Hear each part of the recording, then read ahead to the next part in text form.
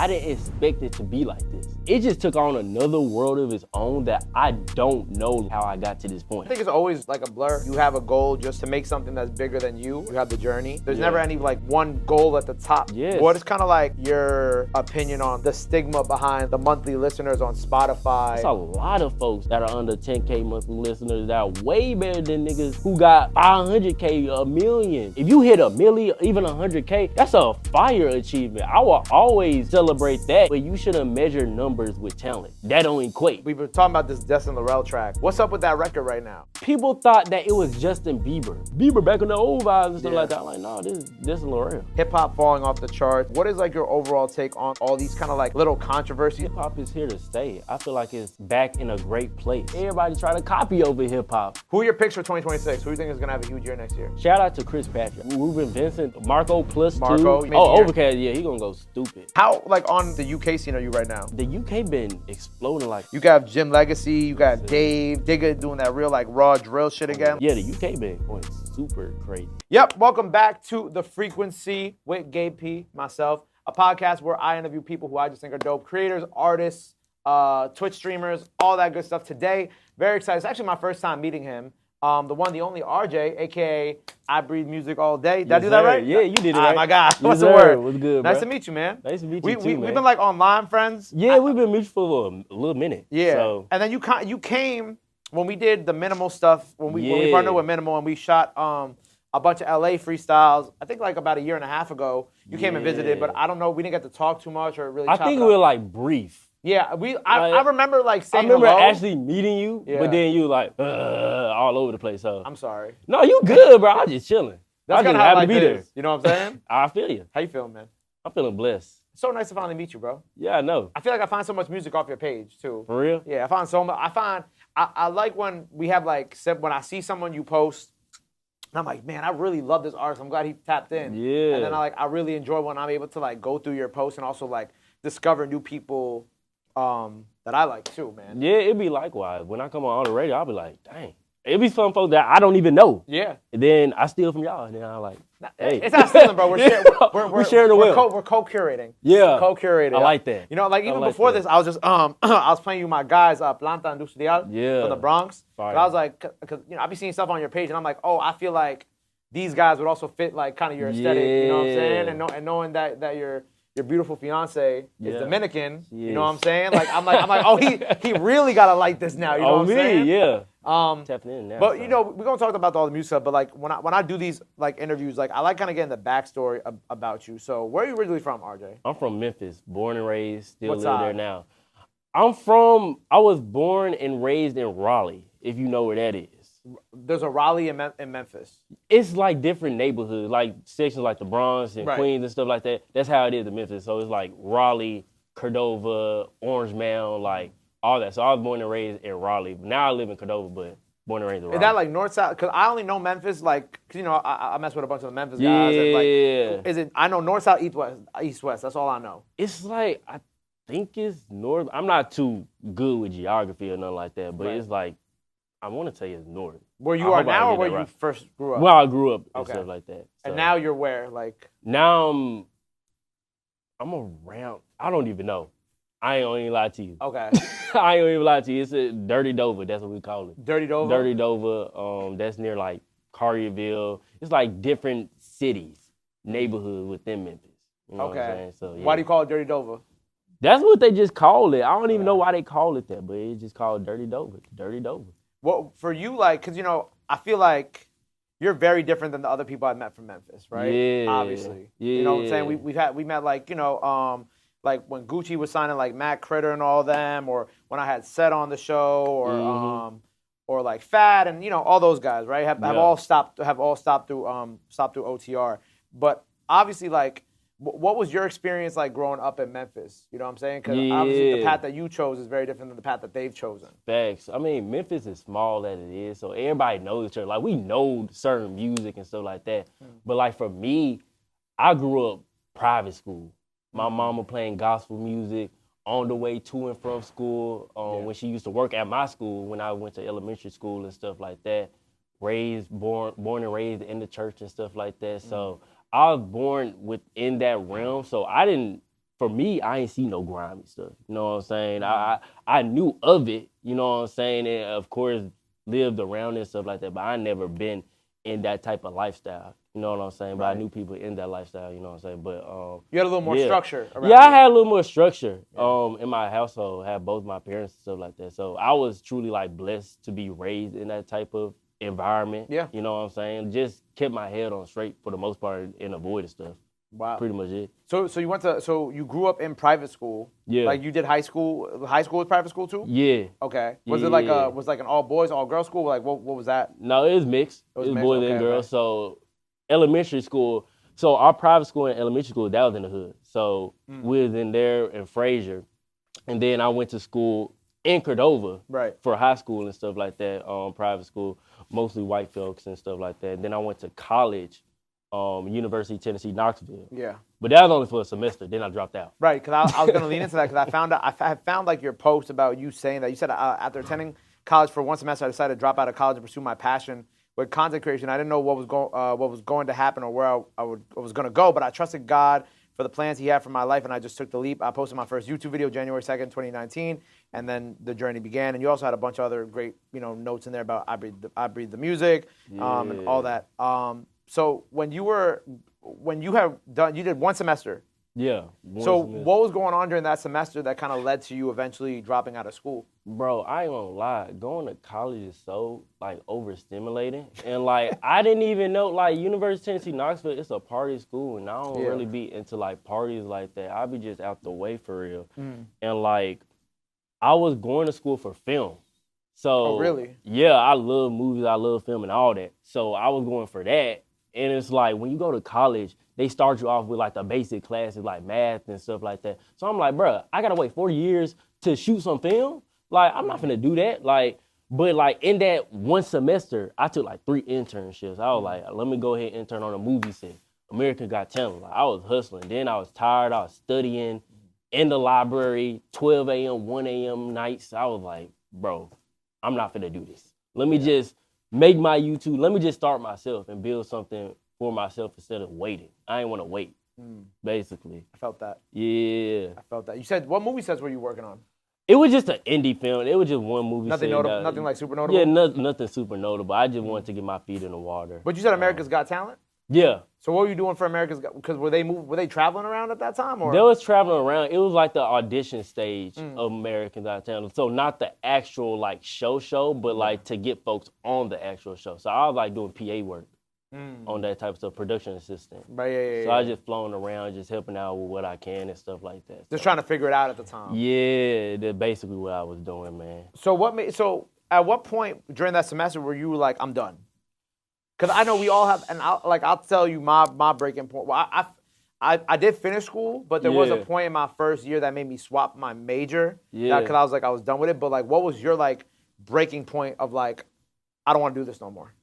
Low key, it was one of those things where it was in the back of my mind. Cause like I went into it like, I want to go to college. But then when I actually got there, I'm like, dang, do I really want to do this? I don't think it was like a specific moment, but it was just a thing where it's like, I know I'm meant to do more, So it was kind of like, I didn't want to be put in a box, per se, when it came to that type of stuff.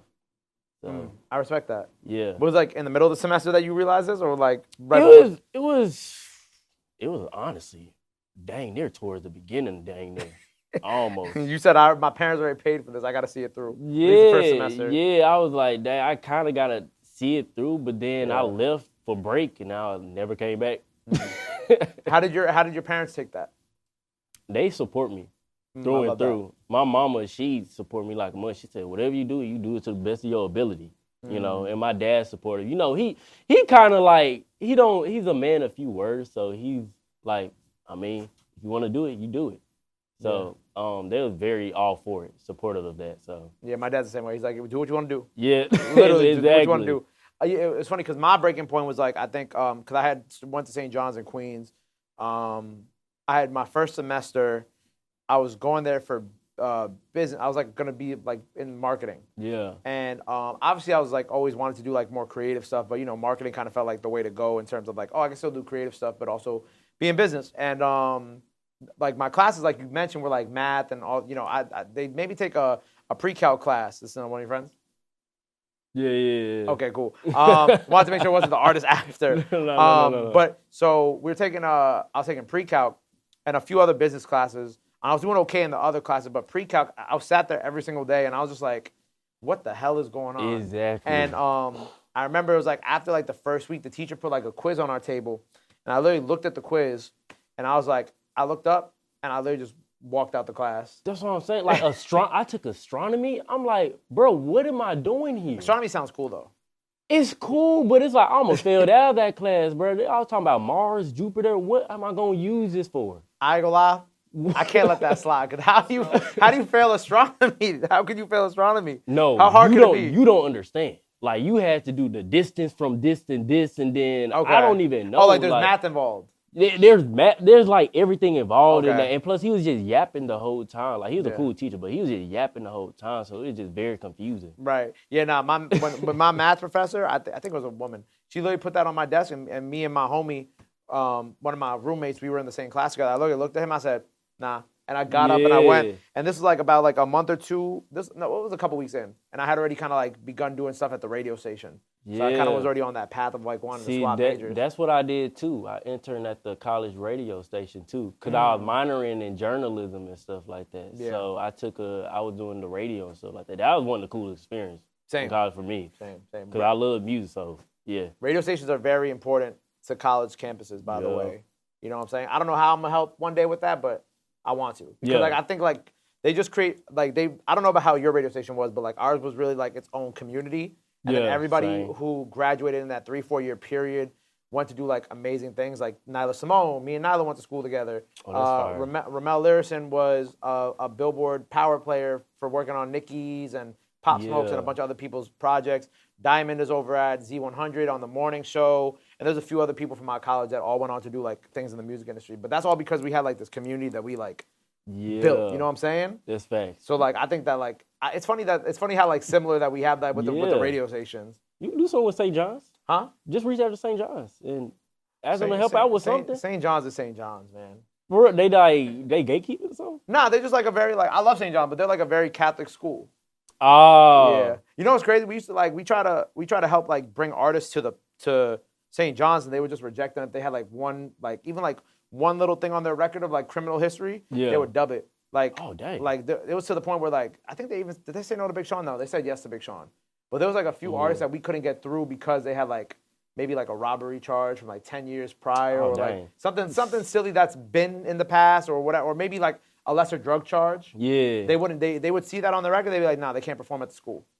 Oh dang. Yeah. Well, but we did, I ain't gonna lie, shout out Nyla because we did get Wale into the school. Yeah. And then we're like, I remember Nyla told him, yo, just park the tour bus off campus, walk into the school. Bro parked the tour bus on campus and then proceeded to shut down the whole cafeteria with Wale, performing stuff, like playing stuff off the new album, whatever he did. And we almost got our radio station shut down my second semester. What the world? Yeah. Dang, that just shows y'all got motion though. Music is crazy. I know. But back to your story, right? Like, so at that point, when did you start the page? I started like 3 years ago, 2-3 years ago. Okay. So it wasn't really that long ago. Well, what was going on before we get into the page? What was going on in between that period of you leaving school and then starting the page? So right off the bat, like I remember this. I dropped out. I was in school for that one semester, 2018. Soon as 2019 hit, I did YouTube. I was just doing like stupid, cringy type videos, like and vlogs and stuff like that. I was trying to just stick anything to the wall, right? Basically. And then I started to roll into reaction videos. So I'll be reacting to funny videos. And then eventually I started to react to music too. Yeah. But then I transitioned to TikTok. That's when TikTok was like in its early stage. This is during COVID. Yeah. So nobody had nothing to do. Prime TikTok. Yeah, prime TikTok. Yeah, so TikTok. This was when you could post one video and blow up overnight, basically. So I was building stuff off of there. And I actually got to 1 million on there. Off of the funny, stupid, cringy stuff. Then I transitioned to Instagram and just posted my TikToks from there. And I kind of blew up off there, like 100K on there. And then it was a moment in time where I was watching like the Fantanos, the Mallory Bros and stuff like that. And I was like, bro, I could do this. Like, I had it in my mind. I was like, bro, I can do this. I love music too. Like, why not do this? Mhm. So I started IB Music in like 2-3 years ago, like I said, and it was mainly me talking. I was doing like talking videos, like educational, like who sampled this and where this sample come from. And then it was one email that changed it all. If you know this artist, Will Cherry, he's from Cleveland. His manager emailed me and was like, hey, Will Cherry, he's this dope artist, work with Sango and stuff like that. And I was like, oh, cool. This is like my first, like, somebody reaching out to me to do type something, of thing. Yeah, to do something. So I was like, oh, for sure, cool. And fast forward, I did a video for him, and then it was a snowball effect. I started to do a lot more artists. Then I started to do the fisheye lens videos to show off my creativity because I love film and stuff like that.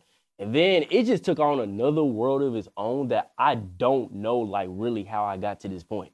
What you like, mean? Because it's like a whole blur. Like, I came into it, I didn't expect it to be like this. Well, I think that's kind of the point. I know. Well, how did you, like, build on the radar? Did you expect it to, like, I want to do this and this and this, and then you're here now and you like, you built it? I mean, I think it's always like a blur. Like you have like your starting point, and then you're like, you have a goal just to make something that's bigger than you, and then like you have the journey, right? Mm-hmm. And we're still in the journey. Yeah. But like you just kind of do it, and then shit blows up, and then you're just like, oh well, I'm here now, and you kind of like have to keep it going. You know what I'm saying? Like I don't think there was ever like a oh, I want to have X amount of this, I want to do this, I want to do this. Like it's always kind of been like, oh well, I wanted to create a dope platform, and then as things have come along, it's like, oh, now I want to put out original music. Oh, now I want to go branch out and travel the world with the platform. Or oh, now I want to branch out and do collabs with other platforms. Like I think there's no really, when you get into this, at least with me, and I'm sure you feel the same. There's never any like real like one goal at the top besides like one, you want to be able to survive. Two, you want to create something dope that people also think is dope. And like maybe change a couple lives in the process too. Yeah. And I think that's kind of like has been like the ethos of like this whole time period with OTR. Yeah. I don't know if you feel the same, but I breathe the music. Nah, I feel the same. Like I came into it, like I didn't expect much, but the things that I have built over the years, it's like, whoa. Like it kind of hits you. Like I don't have like moments where I like sit down and like realize this type of stuff. I'm like, dang. This is really happening. What are some moments that, if you're in this space right now, what are some moments that stick out to you over the last couple of years that are like kind of key defining moments or things that have happened with I Breathe the Music that is like, oh, like, did that door just move by itself? Okay. Because I'm looking at them and I'm looking at Alex and then I'm looking at you. What? Yeah, there is a ghost in here, I'm pretty sure. But anyway, it's cool. But yeah, so as I was saying, like, are there any like key moments over these last couple of years, whether it be like artist co-signs or things that have appeared on your page or even collaborations that you've done that you kind of like identify as like key factors or moments of like you blowing up? I think this probably gonna sound, I think one of the moments is where like I threw my first show in New York at SOB. This was this year. Yeah, this was this and year. It's a thing for me because it's like you could be big and have the big numbers on the internet all you want, but if it's not like tangible, like real life people like actually supporting you, then it means nothing. Sure. So when I threw that show and the people that came out, like it packed out the room and seeing the artists perform, like it wasn't until the end of the show where I looked at the crowd. I didn't know how many people was in there. I just locked in the show the whole time. Right? It's at SOBs. Yeah. So I was looking, I was like, whoa, what the heck? Like it was like a surreal moment for me. Like, all this stuff that I built up to now, and it's like and I feel like this is only the beginning too. Sure. So it was kind of like a scary, good feeling in the sense where I'm like, whoa, I can do this. Like, cause I've always had a dream where I'm gonna throw a festival one day, right? Like one of the big festivals. So I'm like, in my mind, I'm like, whoa, this is possible. Yeah. You know what I'm saying? So that's the moment for me that sticks out. The show itself. The show itself, yes. Right. It's funny because when recording this last night, you just did the BLFE, the biggest little festival ever. Yeah. What was the first show called? It was just I Breathe the Music, right? It was just like I Breathe Music and Friends. Who's on that lineup too? It was a crazy good lineup. It was like Mark Andre, Willie Nova, Nala, Stephanie, Justin, Perry Mason, Yep, that's our guy, Margot. Yeah, I'm probably missing Deej. It was a whole bunch of people on that joint. Okay, well, no, we're talking about the first. Well, you're talking about the first one. Yeah, Yeah.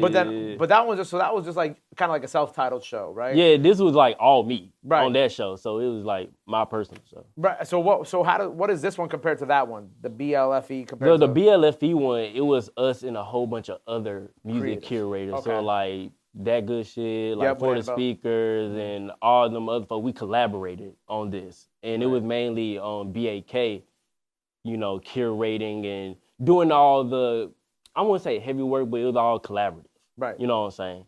So it's very different from me running my own show to collaborate. Because, like, when we collaborate on the show, I could breathe.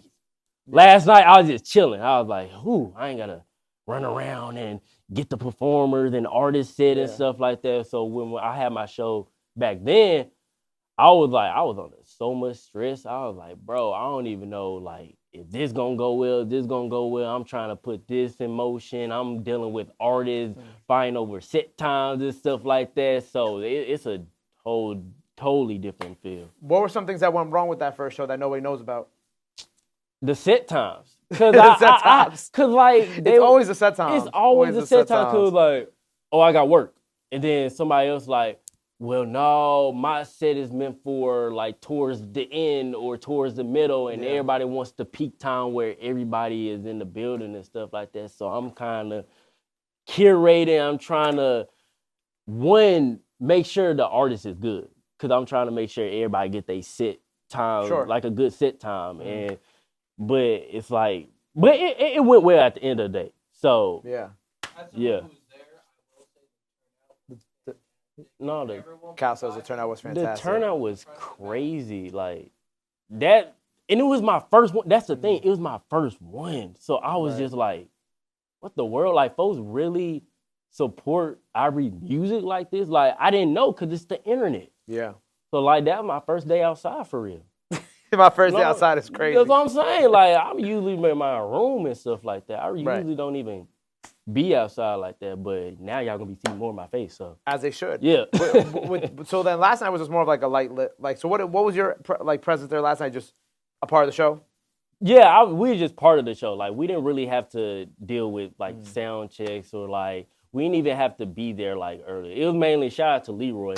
Leroy was kind of the mastermind behind all of that. It was cool, because when you were posting about it, right? You had said you called Liam the King of New York. Yeah. Why are you call? Because this is very, like when you say, first of all, I'm not gonna weigh in on this because I'm from New York. I don't want that smoke, right? Yeah. But, right? I'm not from here. Yeah, you're not. I want to make it very clear when people watch this, you're not from. Yeah, I'm not from here. Why would you consider Liam the King of New York as someone who is not from New York?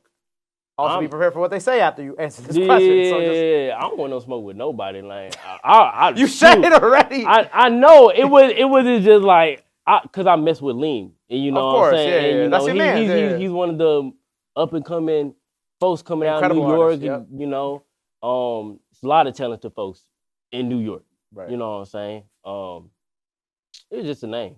You know what I'm saying? It was just I ain't trying to say. He ain't learned his lesson yet. I ain't trying to say, like, yes, he's the best of the best. He's one of the best. He's one of the people who's going to lead the torch for the next generation in New York. And he embodies that New York swag that y'all have and stuff like that. Yeah. So on that more like kind of like alternative rap side as well. Yeah. You know what I'm saying? Like, and on the R&B side, Layla, obviously. Yeah, for sure. Y'all got a lot of kings of New York. We sure do. It's not just one. You know what I'm saying? Y'all got a lot of kings and queens of New York, because y'all just...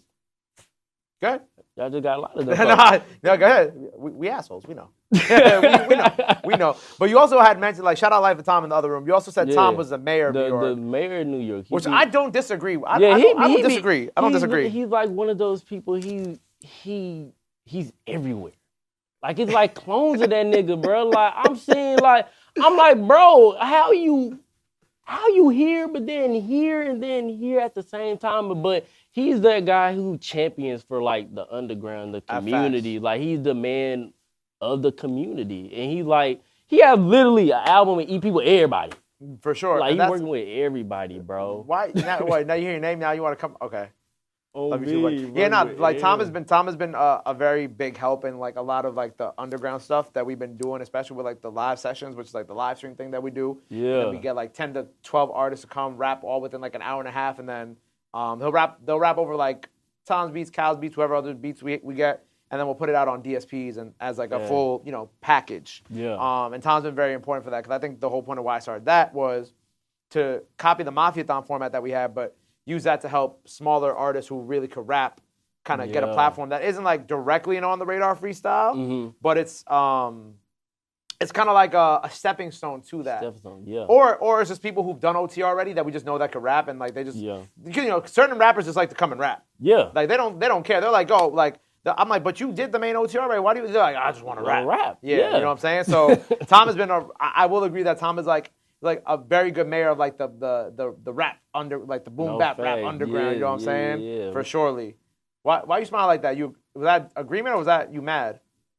I don't know. He's not even paying attention. He's not even paying attention. But as you prepare to do more live shows, because you did something for Camp Flogma too? I did. We threw a last minute show for Camp Flogna. Shout out to the Ivory Music team. That wouldn't have been possible without them. Yeah. But Camp Flogna, you know, it got canceled. It got rained out. So it was folks that was already there. That flew in, got their hotels, and it was a lot of people mad, a lot of people sad. They was like, dang, we got nothing to do. Like, it's rain and stuff like that. So we came up with the idea. We said, you know what? We might as well throw a little show. Yeah. And shout out to Kalai. He already knew folks at the venue. So we already had the venue set. And I just put one story. It was like, hey, artists that want to be on this lineup, slide up. And it was a whole bunch of folks that was like, yeah, I'm down. And mind you, we did this in less than 24 hours. Yeah, no, that's sick. That's incredible. And that's incredible. For the turnout, we sold that junk out. How many tickets was it? It was a capacity of 200 to 300. Oh, that's fine. So we sold that junk. It was packed too. And the folks that came there, shout out IDK, Skywater, Redville. It was like a whole bunch of people there too. And everybody had a good time, man. Like, Sky pulled up. Yeah, IDK pulled up at the end. I gotta get mics back here for them, right? I gotta get them mics. So I'm like, nobody can hear y'all. Yeah, it was there. It was people that I didn't even know was there. But that's sick though. And you pulled that off all in 24 hours. Yeah. So did you stay till the following weekend? No, I had to go home. It was my dad's birthday. I couldn't miss you can't miss that. Yeah, and I wasn't gonna fly back. Cause I saw when it got canceled, and everybody was like, mad, right? Yeah. But like, what are you gonna do about it, right? That's what I'm saying. You can't do nothing about it. But I saw like, I was wondering. I'm like, cause I saw you, I saw Annabelle. You know, I saw like all my creator friends out there. I'm like, I wonder what they about to do. Like, I wonder if they're gonna stay for the next weekend or like go home, come back. Like, I don't know, cause obviously it's out of Tyler's control, of course. But like, that's a lot of money that people got to spend to like. Stay there for a whole week just to see this festival. Yeah, that's what I'm saying. I mean, I would have been cool either way, you know what I'm saying? But I wanted to stay, but I was satisfied when I left, though. I was like, I did what I needed to do here. Right. I felt like that was a sign. Like, on the way to the show, I saw a full-on rainbow. I was like, yeah.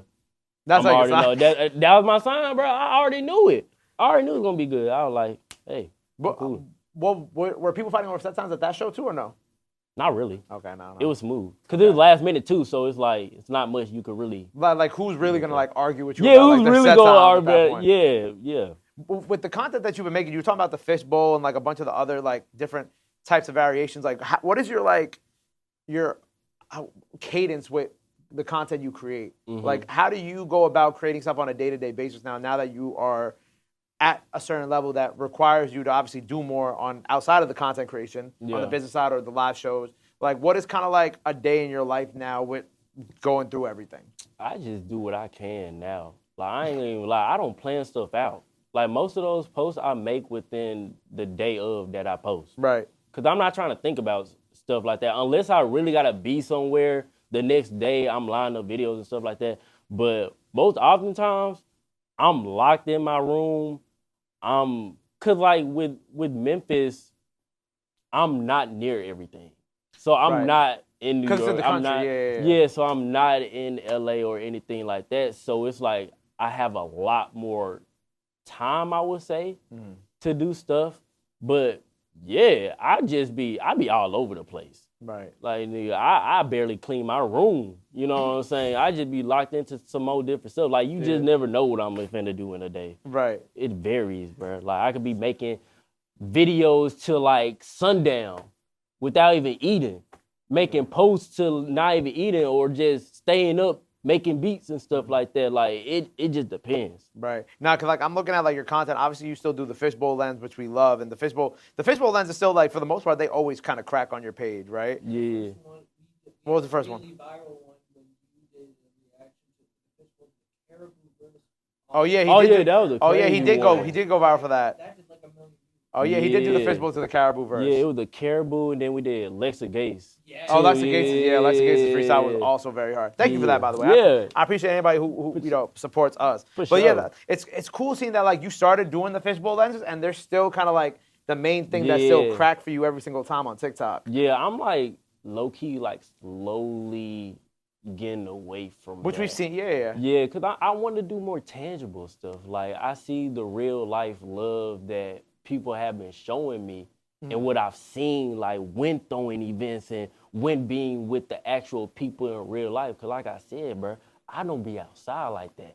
That man be outside for real. But I don't be outside like that. So it just be like, I'm getting used to, like, this year was kind of like a launch pad in a sense for me with everything. Because I feel like my confidence has grown as it is now too. Yeah. So now I'm feeling like, okay, let me go outside for a little bit. Let me see what's up. Let me talk to more people. Yeah. Because I'm really a quiet dude. I be to myself a lot. So it just be a blessing when I do come to, like, New York and chop it over with people like you, or do go to LA, chop it over with people and go all over and stuff like that and just meeting people, man. You know, my advice to you would be like go outside as much as you can now.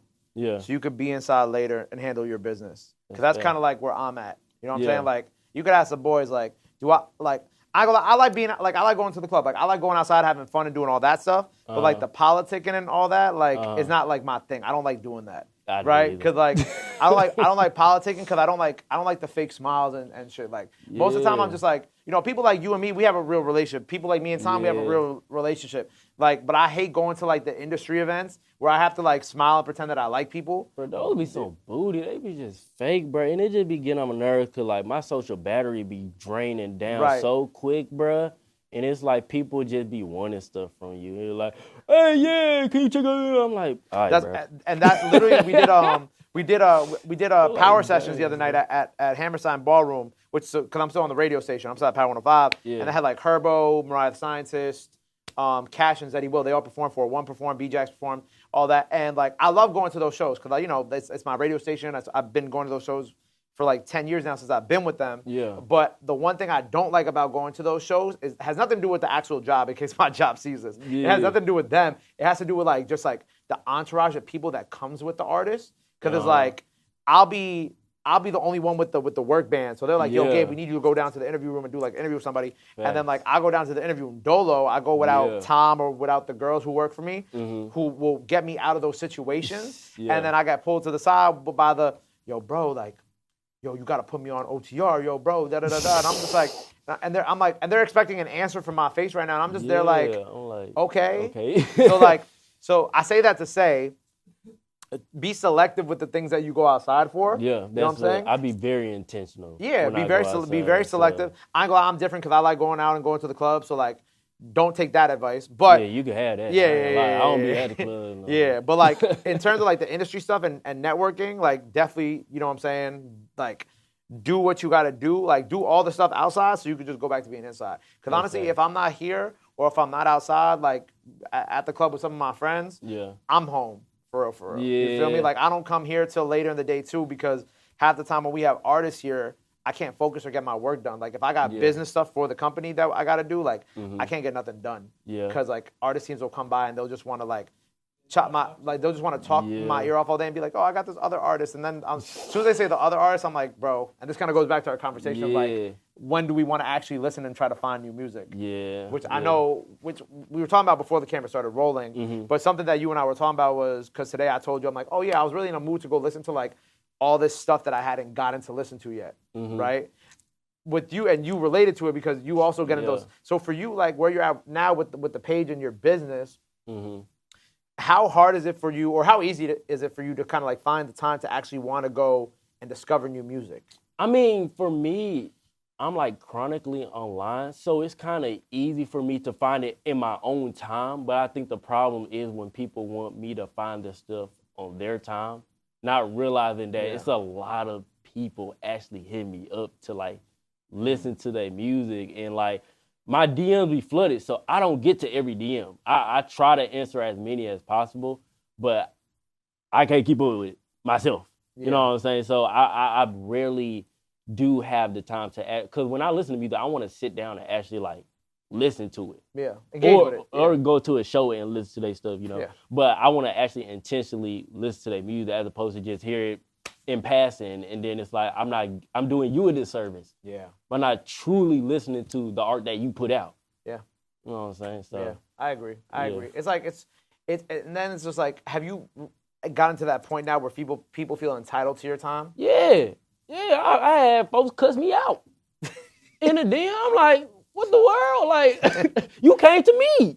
You came to me for help. Like, what the world? Like, but that's what I'm saying, bro. Like, I don't even mind that, because, hey, but yeah, I've gotten a lot of people who feel super entitled and feel like, oh, put me on and stuff like that. I'm like, hey, if it's your time, it's gonna be your time. You gotta be patient and wait and keep your head down, keep grinding. It's gonna come when it comes. So yeah, that's why I try to tell everybody. Yeah, I be like, when it's time, it's your time. Yeah, you know what I'm saying? Like, you don't know it's your time. Like, coming, like cursing someone out in their DMs is not gonna. Exactly, bro. Like some folks, it takes years, bro. Like Ye didn't even put out the College Dropout till he was 27. Facts. You know what I'm saying? Like freaking. Pretty sure Hove had a rule. Hove had a thing too where he was like, if I'm not on by 28 or 27, I'm done.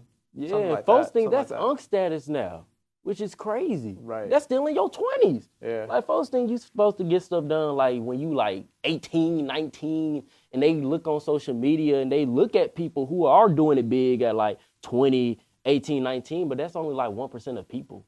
And most of the time, those people, by the time they reach their late 20s, they lose it all. That's what I'm saying. You like looking at a small scope of people who are actually doing it at their age. So if you look at how old you are and what you're doing right now, you're probably way ahead of people than you think.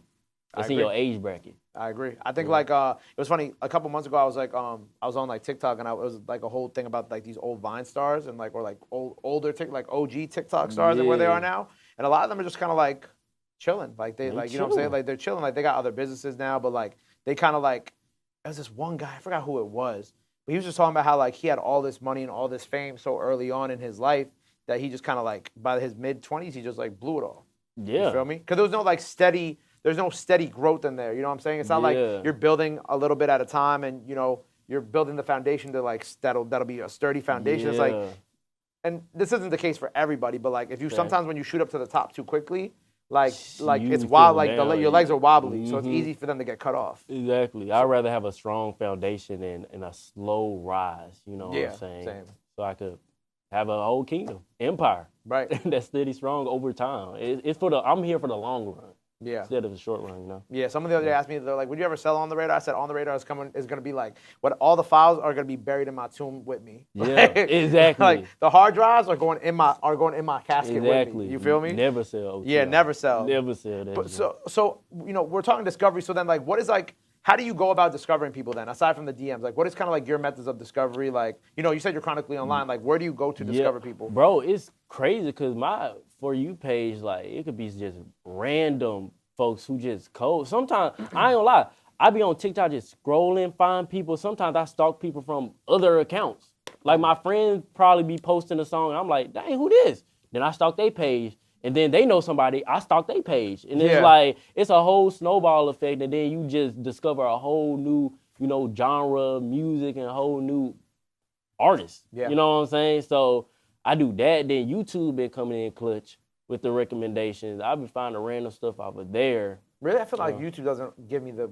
No, they do. You better reset the algorithm, right? your algorithm. I was thinking about making like a new social channel on everything next year. That'll just be like an OTR A&R page. That'll just be like for nothing besides like creating a new algorithm for ourselves to just find shit. Because I be finding like random like music videos that be having like 1,000 views, and then like the next week they be like 50K views. I'm like, what the world? Like...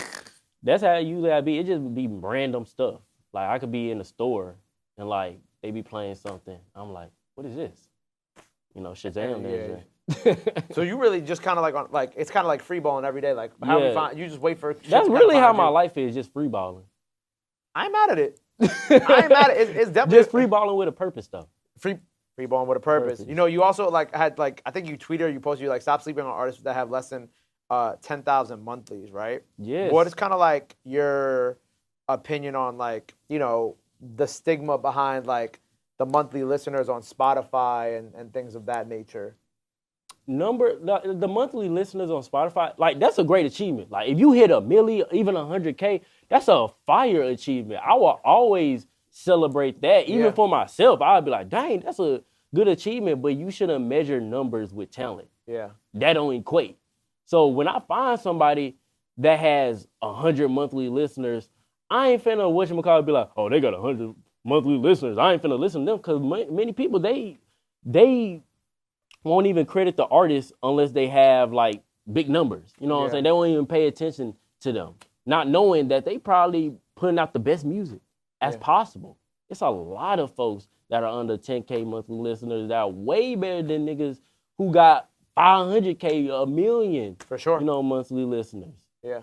So, yeah, don't judge nobody based off their numbers. Have there been anyone with under 10K monthly listeners recently that you've found that you've enjoyed?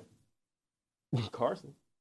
Hi, Carson. Carson, he's super dope. He's super dope. I don't know if Will Cherry is now, but he's super dope. How do you spell Will Cherry? Will, W-I-L-L. Is it how it sounds? Yeah, it's how it sounds. Let's see. Will Cherry, he's super right talented. He got over 12? Yeah. And it was a full circle moment because on his last album, I actually got to co-produce the intro. Not that one, but not this one? Somewhere in Ohio? Yeah, the first track I got Nowhere to USA, co-produce. I got to co-produce that just. So it was like a full moment because he was the first artist that reached out for me to make a video for him. Yeah, and you know what? Like, first, I love full circle moments like that, and it's like interesting because like it kind of goes into what I was going to talk about next. Like, you're producing, right? Yeah. When did you kind of start like producing your own music or producing beats and kind of getting into that lane? Bro, I remember back at my old house, 5223 Braidwood Cove. I remember that address. Bro, he's not there anymore. I'm not there anymore, so don't go looking for that. Don't go look for it. But I remember like you remember like the computers, like I want to say the PC junk. You have to push to start it up and stuff like that. Like I downloaded FL Studio for the first time, and I remember me trying to like sample Michael Jackson and like Chipmunk speed it up to it was one of the Ye songs I was trying to recreate. That was one of my first early memories of beat making. I wasn't even trying to be like a producer, sort of say. It wasn't until like maybe after the COVID period where I started to toy around with it, and I started slowly releasing like flips on SoundCloud. And then it wasn't until maybe late 2023, 2024 where I actually like took it serious and actually start to work on my craft and actually start to do it a little more. And it's fun too. Like it's actually fun like creating music and producing because like I always tell people like it's a different experience when you listen to it as far as like creating it. Like there's a huge difference. Like your ear is like more keen to more things. Right. Because you hear different sounds now. Yeah. Now that you're making it. You know, like you understand the music a lot more. Yeah, it's like I understand it now. Have you gotten more into like music theory as you've been creating too?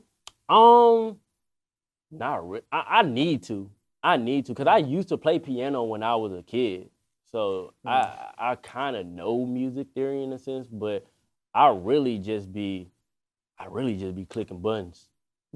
I really just find out how it sounds good. Oh shit! You say clicking buttons? Yeah, I just be clicking buttons for real. But I need to get back to like actually learning instrumentation and stuff like that, and instruments and stuff. Like that's what I really want to do. Right. Yeah. Like, so you played only piano as a kid? Yeah, that's the only instrument I play. Do you think like that's gonna be like your focus for next year too? Is like trying to get back into that like bag of piano, learning more, guitar. Like I really want to just dive into more things, like even score. Like I want to score movies one day, like make movies and like score them. And bring it back around to the love for film that you had originally. Yeah. That's why that's like one of the main goals, like out of all this. Cause like I put out short films too. So I just want to blend those two worlds together. Right. And make something big out of it. Well, the music that you've been putting out under Rob Earl, right? A lot of it obviously is dedicated to your fiance. That's kind of like been the majority of the stuff that you put out, right? Yeah. Since you started putting out music in 2024 properly, right? Is this part of like, because obviously, you know, the two projects that you have out, like kind of are like the first two parts of like what feels like a trilogy of music, right? Yeah. Is that the intention? And then like, what is also like the intention behind dedicating or creating all this music in like honor of your fiance too? I mean, well, the first two projects, the Pour Me More and then Me and More Per Vida, those are dedicated to her. Yes. Fully. Yep. Cause I felt it. Like it's like when you experience life, you create better music. Yeah. So that was just a period in my life where I was like, I'm in this, I'm in love. So I created music for that. You know what I'm saying? I feel like that was some of my best music possible. For sure. But yeah, I feel like once I live more life, I create different things. Like it's a time and a place for everything. So like if I have a kid, I'm gonna probably make music for that. If I'm going through something, I'm gonna make music for that. So yeah, I love this experience in life and then making music. Cause right now I'm at a point where I'm not really producing right now. Like I haven't made a beat and I don't know how long. You know what I'm saying? Cause I just gotta live life. That's just how I'm structured to be. Like I have to live life and then let me get back to the art. Right. I feel that. And you had a lot of really dope artists on this. Ian Tyler, Dage, Ember Woods, Q the Hero, who I think I actually might have found from your page. Yeah, Q the Hero is tough. Because like I'll follow people who I think are dope, but then I'll just forget where I've seen them. Yeah. And someone the other day, we and them were talking about Q, and I'm like, yo, I follow Q, but where the hell did I'm pretty sure I probably found it from your page. I don't know, but I'm gonna give you credit for this one for now, because that's what I assume. But like, even like with the intention of like these artists like FBD, Amari, and Laz and Mike DFG, which we should do something. We should do. I already reached out to Mike. I didn't know Mike. Yeah, which I think from the live stream, I put him on. Oh, really? Well, that's dope. I have an idea for something we could do in the future. But what was kind of like the process of like getting these people on? Like, you know, you spoke about like living life and how like these two projects were like very much an amalgamation of the life that you were living with your fiance at the time. Yeah. And how did all these artists kind of become a part of this world? Yeah, most of them are my friends. So like creating this album specifically, I already had some of the beats I already had, and it didn't take really long to make this album. It took like 2 months. Okay, sick. Like, so it wasn't that much time, you know, in creating the album. But most of the folks I was already friends with, and they was like, "Hey, let me get on this joint." And because it was originally I was supposed to make the album within a week and just put out a regular beat tape with nobody on it. Yeah. And I was like, you know, I'm gonna make an album and put it out in a week. And then most of them folks, they slid on and like, let me get on it. I'm like, cool. And I just shot them the beats and it was done like that. It was super smooth and easy. Like I've already created music with most of those people on there. So it was already easy. Right. We need to get you back in your producing bag. Yeah, for sure. But we live back into it. Hopefully the holidays inspire you to go back and do something. Trust me, I'm going to get back into it. I got a couple things cooking and stuff. Amazing. Yeah. You know, I got to ask this, right? Because obviously we're talking about how this is all dedicated to your fiance, which this is like the first time we're saying that she's your fiance. Yeah. You know what I'm saying? Congratulations, by the way. Can we see the ring? Is there a ring? Right Pull up. Come on. Yeah, pull up. Put the ring on the camera. You know what I'm saying? Don't be shy. Don't be shy now. Yeah, come on, man. Congratulations, guys. Thank you, Hennessy. Appreciate you. So like two major questions, right, about meeting your fiance. How does someone from Memphis meet a Dominican from Boston? I read music. I ain't gonna lie, great. I read music. I ain't gonna lie. That's tough. I read music. Like she was commenting, like this was back in 2023. Yeah. And I released a lot of TikToks, and she was just commenting on every single thing. And I love to be personal with my supporters. I love to reach out to them back and comment and stuff like that. And I was like, yeah, appreciate the support. And I was doing a couple of live streams on TikTok, and she was always in them. So we just grew a bond there, and we was friends. Like, now I don't know, like, I ain't see her in that type of way at first, you know, but we were just building chemistry on there. We was sharing music. We was talking about life and stuff like that. And then we eventually became boyfriend and girlfriend. Yeah. You know what I'm saying? And now we're here. And what was the day leading up to, like, what was y'all, because you didn't post it yet. I'm sure probably by the time people see this, maybe you'll post it, maybe you won't. But like, what was like your proposal like? I literally proposed last week, like last Saturday. Yeah, last Saturday. Damn, I should have got some champagne for today. Nobody told me nothing. That's crazy. It's very fresh. We really didn't tell nobody except like close friends and families and stuff like that. But we did it at an Italian restaurant. Nice. Luckily, like, it was people around us at first, but then everybody left. So that was like a sign for me. I was like, oh, snap. This worked out perfectly. This worked out perfectly. I said, we up. So, I blacked out on what I said to her. I'm not even going to lie. I was like so in the moment. And I was like, I asked the waiter, I was like, can you record this real quick? He was like, what are you trying to record? I was like, you're going to see. And I got on my knees and proposed to her, said what I said, and it was a beautiful moment. Amazing. Yeah. Amazing. Damn, shout out the internet, man. Yeah, the internet. Hey, people sleep on the internet. It brings together so many people and, you know, brings so many things into fruition. Like, you never know. Right. And now you at her Tia's house eating some Dominican food. Yeah, that man, bro. Dominican food be having me slumped. Can he dance? Oh, okay. Okay, you can't too, though. Oh, shit. Oh, shit. What the heck? You can't either. So we in the same like not even like a little bachata two-step? Okay, you can do bachata. Okay, yeah. That's simple. The simple stuff, I know my lane, though. I know my lane. I'm doing the simple two-step. I'm not finna freaking do all the other stuff the youngest be doing. I ain't gonna lie. Well, yeah. How old are you? I'm 26. Oh, okay, yeah, we're close. I'm 29, so we're right there. We're close in age. But so this is, I guess, it's interesting, right? Because obviously you being with her, right? Because I think, you know, a lot of, like, we've all been in situations where we dated somebody, whether they're from a different culture or a different walk of life, and they introduce a lot of music to us, right? Yeah. I feel like I've been through that process where I've dated people, and actually some of the artists that they put me on to, I put on OTR just because I became fans of them. Have you kind of, like, as someone from Memphis, right? I don't expect you to have any background in Latin music, right? Yeah. But have you, I guess, like, kind of grown more in that space now? I've grown more into it. Now I'm more keen to it now. Yeah. Like, before it wasn't like I wasn't, but it was just like I just never been around it. So now I'm around her Dominican family. It's like I get into it now. Like, I kind of have to now, so it's like I might as well get more into, you know, Latin music. Is there a Latin music is there a Latin artist that you particularly like right now, or that one that she put you onto, or her family put you onto? You haven't put me onto that many, many. Karol G. Okay, I thought he was gonna pull out like a Romeo or something. Yeah, there's a few songs she put me on. Romeo's classic. Oh my God, my heart. that just hurt my soul. She ain't put you onto like Aventura or nothing yet. Yes. Oh, you did? Okay, he knows Aventura. Okay. She has. That's what I'm saying. That's what I'm trying to ask you. It's been a few songs, but I don't like remember names. I just remember.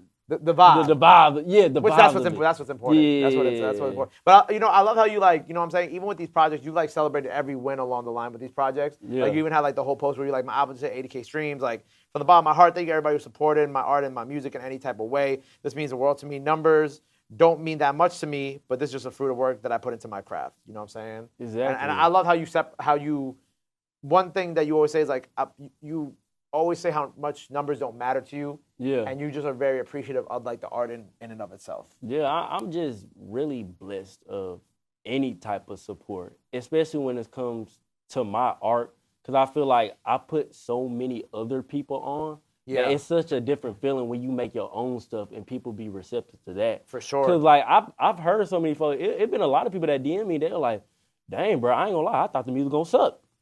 Because they look at me, that's why I'm saying putting people in a box, that's a dangerous situation, because you look at me as just a curator, people look at me as just a curator, and it's like, no, I could do this too. And then once I showed them, they're like, oh, snap, I didn't know you had the intro. I'm like, bro, I've been told y'all this. Yeah.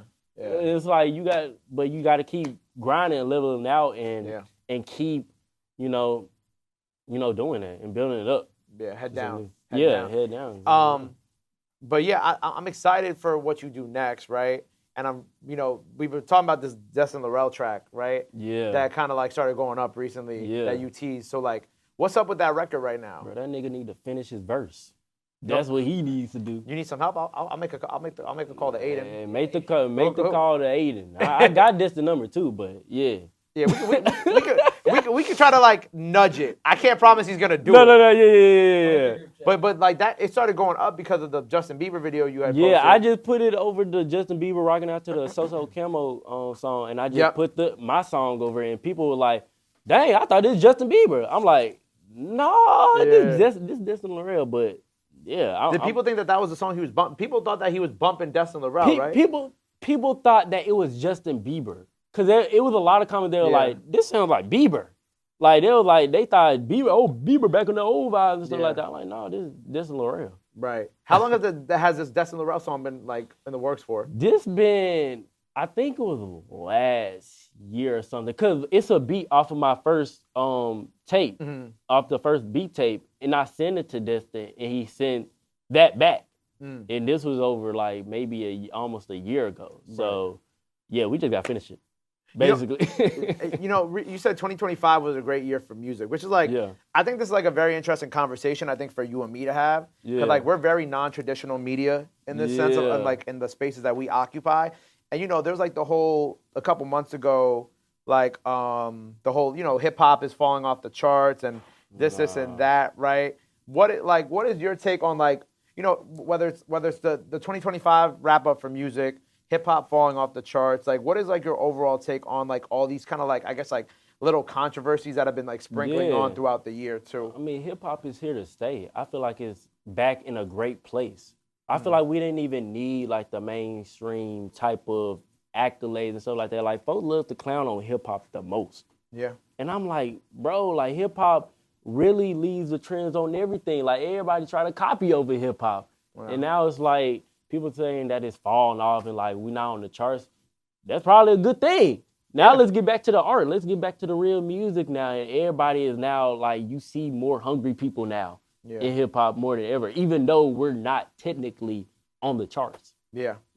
Yeah, I agree. I think like a lot of it for me too, like me working in media these last couple of years, what's been frustrating is just like, the people that we respect now, like, always respected, but like the people that they respect now, like the Suaves, the Chris Patricks, the Ruben Vincents, I could keep going on and on, but like I could sit here for an hour and name all these names. Like it was like for the last 4 or 5 years, they're like, I think that there's like a balance in hip hop. Like you need the trap shit, you know what I'm saying? You need the raw street shit, and then you need like, the stuff that you could consider like the pure essence of what hip hop is and that art that we're talking about. It's all art at the end of the day, is all an extension of hip hop, but hip hop is so many different things now. You know what I'm saying? Yeah. And I think like what people were mostly complaining about was that like the boom bap type of rap inside of hip hop, like that backpack rap, or the people who really feel that hunger is what people were missing. But they were always there the whole time. They were there the whole time. I just think that like my biggest gripe with like I guess like the hip hop fan base is that it's a lot of people who just say things and not a lot of people who actually go and do things. Yeah. And it's a lot of people who just like, especially like the older generation, they love to just be like, they'll hear like a Cash Cobain, right? And they'll be like, this is trash because it's not real hip hop. But it's like Cash Cobain is a hip hop artist. Yeah. It's just that the music he makes isn't the music that you're looking for. Yeah. And the music that you're looking for is there, but you're just too lazy to go look for it. Exactly. Like it'd be like folks be just so lazy. Like it's out there, you just don't want to look for it. Yeah. And that's where we come in though. Yeah, but they don't even want to look. They don't even want to look at our shit. You know what I'm saying? That's crazy. They'll the first 3 scrolls. Yeah. Like I could post a video of like I could post like a Chris Patrick, right? I could post a Skrilla, and I could post, give me like another out of the box. A Georgiana, thank you. I could post like, that'll be like a day at OTR, right? And I think that's something for everybody, right? Yeah. You know what I'm saying? If you like Georgie and that type of rap, boom, you go there. You like Skrilla, you go there. You like Chris, you go there. But the people who watch our pages will be so hyper-focused on Georgie and Skrilla and hating on that because they don't like it, that they won't actually go and find the stuff that they do like. Yeah. And with the yeah. Everybody was only focused on Georgiana. Yeah. Yeah. Texted me to tell me how bad it was. Like, bro, what? I left them on red. I'm like, did y'all not scroll through the whole post? Like, there's some gems in there. Like, folks need to start looking. Yeah, people are just too lazy to actually find stuff. And I think that's like, but again, that's where we come in because we just keep pushing stuff. Yeah, we just gotta keep pushing it. Yeah, honestly. Yeah, keep pushing everything. Honestly. But tell me about your Spotify rap for the year because it was very interesting. Now that was they saw it as controversial because I only had like 21,000 minutes. I'm like, niggas was like, oh, I got 500K minutes. What you doing? You not even breathing music. What the world? I'm like, can I not just live life and listen to it on SoundCloud, Bandcamp, YouTube, and stuff like that? You on the internet, my boy. Yeah, that's what I'm saying. Like, I kind of just laughed because I was just like, okay. Yeah. But, yeah, my Spotify rap, I mean, that's what I was listening to, I guess. You know what I'm saying? Like, it just... Walk me through it. What do you? Because I saw the post, but like, let the people know like what you had. Yeah. Hold on. Can you hear my phone? I tend to forget. Not the regular one. Yeah. But this whatchamacallit, what's my Spotify rap? I know I had myself on Spotify rap.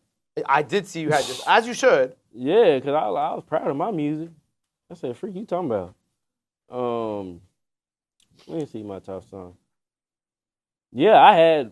Most of my work, I had Cardi stuff. I had shout out to Nora Earl album. Of course. Yeah, we know you love Earl. Yeah, I love Earl, man. I went to his concert a few weeks ago, man. That was a crazy experience, bro.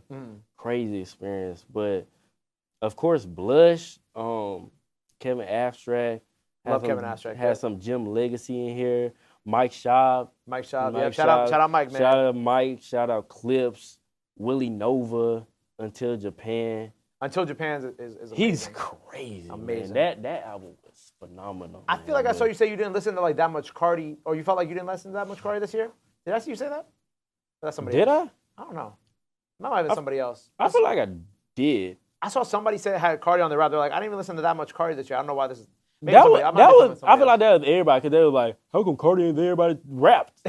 I'm like, because Cardi's shit was hard. Yeah, Cardi was hard. Like, I'm not gonna sit up here and lie. Like. That joint was hard. I was about to say, like, I think, like the young boys and the Cardis and whatnot, like, people, like, they're, like, the new superstars, for real. You know what I'm saying? They are the new rap superstars. Yeah. Like, that's why I don't understand the whole, when there's arguments about hip-hop and stuff, is like, the superstars are there. Like, did we just not see the antagonists in the Massator? That's what I'm saying. Were we not all watching the same thing? Like, they're selling out arenas. That's what I'm saying, bro. Like, little YNs be seeing them folks as Michael Jackson. Not saying that they are Michael Jackson, but they see them as that. Yeah. You know what I'm saying? So those are our superstars, man, whether we want them to be or not. Right. Because at the end of the day, it's like, we're not the ones who decide. It's the masses. It's the masses who decide. Yeah. Like, we just guide people in whatever, directions that we see.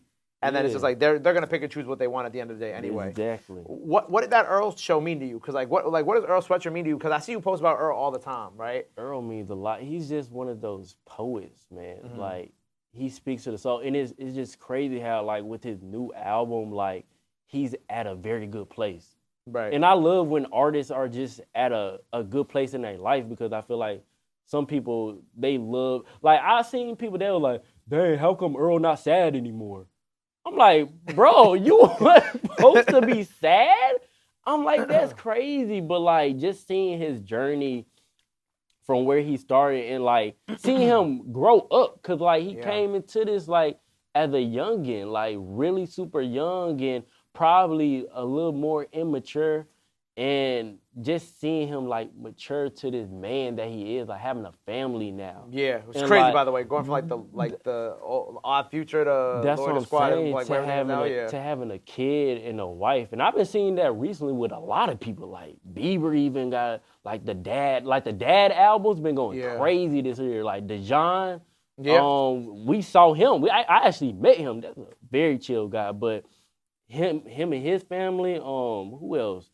I know Russ. There's a lot of people who's now Does Russ have a kid? It was somebody. I don't know if it's Russ. I don't know if Russ has a kid. It was somebody. I'm probably thinking of somebody else, but it's a lot of people who are now like talking about their actual life. Yeah. You know what I'm saying? As opposed to a facade. Yeah, I agree. So, I agree. yeah. I love seeing like that, like mature. That's like kind of like, that's not like mature rap now. You know what I'm Yeah, saying? mature rap. I love the mature rap. Like, not even just family-wise, but like where your mental at now. Like, yeah. where you at in life. Because we're growing up and we're like we're related to a lot of stuff that they're going through. Yeah, it's I don't like got a kid yet or a wife, but you know, you're about to be there, but you know. Yeah, it's like if you're rapping about popping perks and popping mollies at 50 years old, like, what are we doing? And they're like no, not knocking that, because like I ain't gonna lie, Future, he still be bumping that shit. Yeah. At 40 years old, he still be bumping that. There's some exceptions, but I'm just saying, like, if there's no like growth to anything, you know what I'm saying, then it's something wrong. I agree. Who are your picks for 2026? Who do you think is gonna have a huge year next year? Ooh, shout out to Chris Patrick. I feel like that man gonna like, this was his launching pad this year, but I feel like he gonna out of there. Did you get to listen to Pray For Me yet? I have. I listened to that on the plane. He's crazy with it. He had sent me the project like a week before it came out. Yeah. And I was driving home, and the song about his grandmother, like I actually like physically cried to. Yeah. Because I felt like, because he was talking about how he kept saying he would go see her. And then there's a point where he can't say that anymore. Yeah. Because she's gone. And I've had that same type of experience with one of my grandparents. And I was like, this is real. But yeah, Chris Patrick, he's definitely one of the realest ones. Suave's my guy. Yep. Like, he deserves a lot of flowers. Of lot course. of flowers. Like you mentioned, Ruben Vincent, they're like the kind of like the big three, low key. Like Marco plus two. Yep. Gonna have a big year. Yeah, that's all I got for now. That's my top 4 for now. Yeah, I really love like Nassan. I really like Nassan. Nassan's hard too. I like Nassan. Who was else was I just texting about the other? Larizi. Larizi, that's my guy. Yeah, we love Larizi. That's the future right there. Who else? I mean, come on, Life of Tom. You know Life what I'm saying? of Tom, the project we're playing with Pat is out now. Yeah. Hold on, let me see, because I actually do have a list in here somewhere. Hold on, let me see. Let me see if I find my little. And this is just like my rap list. This isn't like my. Oh man, where is it? Okay. Oh, got it. Ben Riley, love Ben Riley. Ben Riley's you know a what I'm monster. saying? Man, I really want to see Kenny Mason really like make that. I want to see him explode even more, because I feel like it's due time. Like, it's due time. Overcast is gonna have an amazing year. Overcast, yeah, he gonna go stupid. Yeah. Stupid. Overcast about to have a crazy year. Like, I'm very excited. I'm very excited for all that. I've also seen that something that you've been doing, right? And I wrote this down.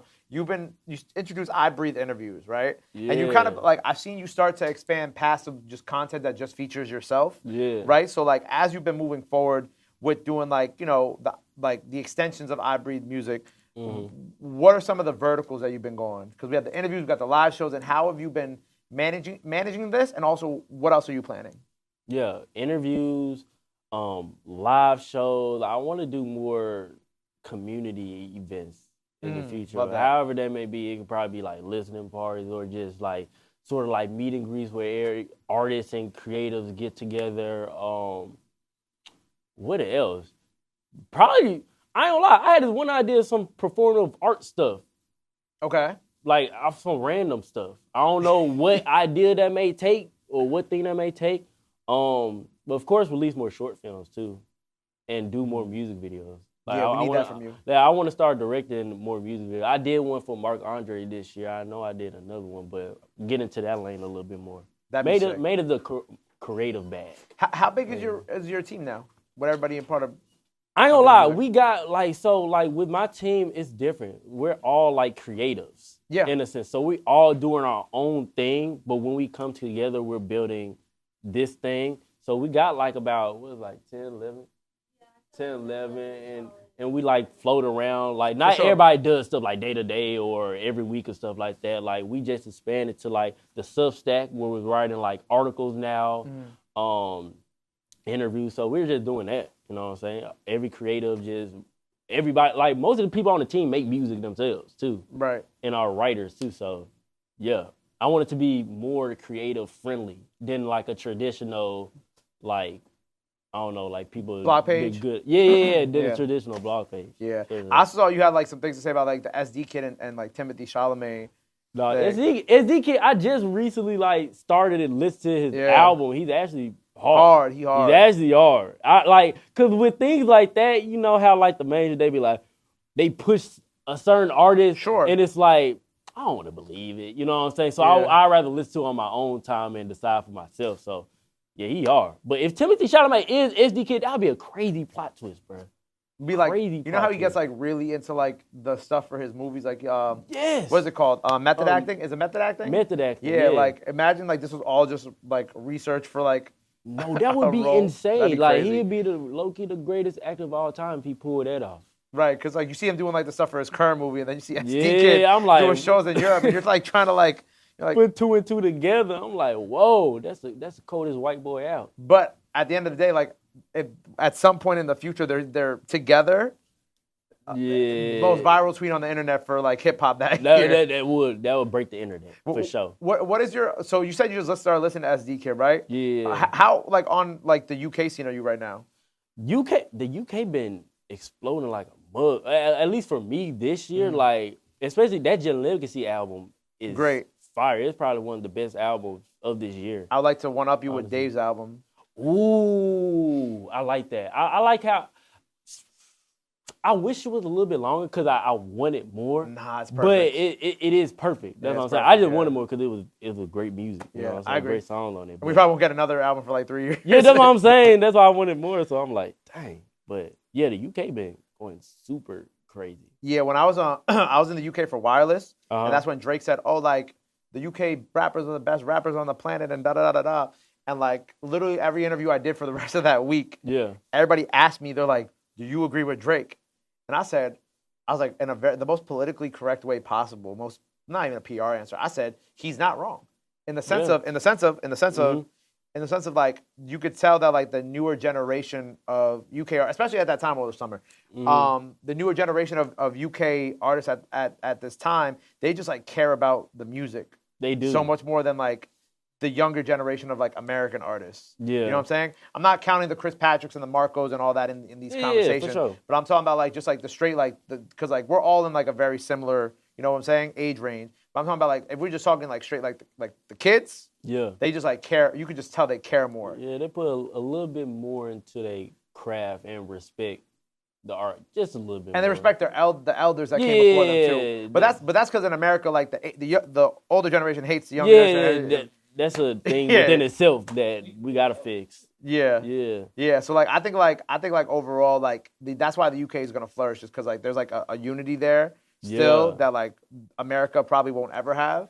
But like the fake minks and the SD kids and like the YTs YT. and like the Jim Legacies and the Daves and the Senches and the Diggers and so Yeah. on and so forth. Like I think like and oh yeah, shout out Digger out of jail now. Like now you kind of literally get like every piece of UK music that you could have the grime, you could have like that new underground shit with SD Kid, Fake Yeah. Meg, you could have Jim Legacy, you could have That's it. Dave, Digger out of jail doing that real like raw drill shit again. Yeah. Like they got it right now. I ain't gonna lie. They They got got it. it. They got it right now. And I'm not ashamed to say that. You know what I'm Yeah. saying? I love my American rap, but like, No, I gotta respect the UK. yeah, All the work they they killing put them. in. Yeah. Is there any other rap scenes from around the world that you're starting to tap in with? Or Um, music scenes that you're into? No, we talked a little bit about the Spanish stuff, obviously, but like, obviously that, but I ain't gonna lie, not at the moment. Like this, like I haven't been like in all honesty, I haven't been listening to that much music as of lately. right.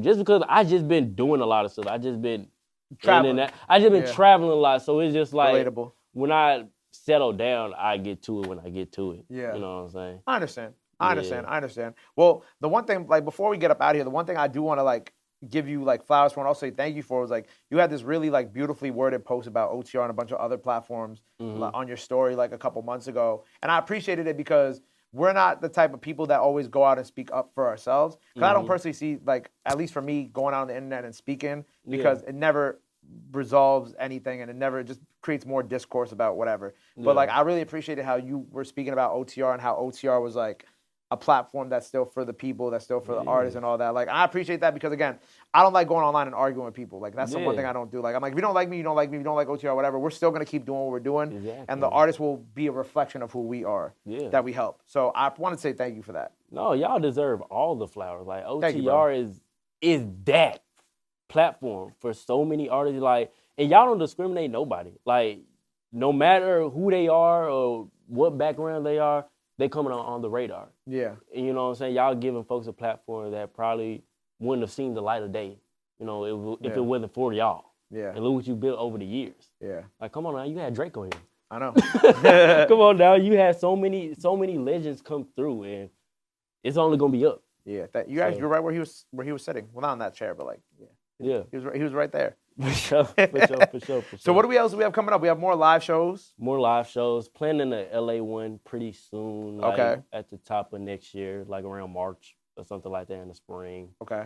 Of course, more music. Yep. More music is being planned out. Collab albums with some people.